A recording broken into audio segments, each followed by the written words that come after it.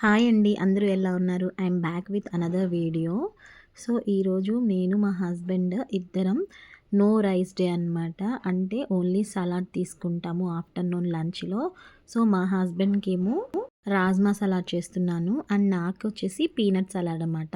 So, తన రాజ్మా సలాడ్‌లో పైన dressing కోసం కర్డ్‌లో కొంచెం జీరా, చాట్ మసాలా, లెమన్, హనీ అవన్నీ మిక్స్ చేసుకొని సో, ఇద్దరం కలిపి అట్లా కంబైన్‌గా ఇలా చేసుకుంటున్నాననమాట. వీక్లీ వన్స్ ఆర్ ట్వైస్ ఇలా చేసుకుంటే మన వెయిట్‌ని బ్యాలెన్స్ చేసుకోవచ్చు. మనకి మంచి హెల్తీ ఫుడ్ అనమాట. నో రైస్ డే అనేది ఒకటి పెట్టుకుంటే చాలా మంచిది హెల్త్‌కి కూడా. ఎంతవరకి రైస్ అవాయిడ్ చేస్తే అంత మంచిదనమాట. సో, మేమైతే రీసెంట్‌గా అయితే రైస్ అవాయిడ్ చేసేసి ఓన్లీ కినోవాతో స్టార్ట్ చేసామనమాట. అండ్ ఈవినింగ్ వచ్చేసి చపాతీ, ఆఫ్టర్‌నూన్ కినోవా తింటాము.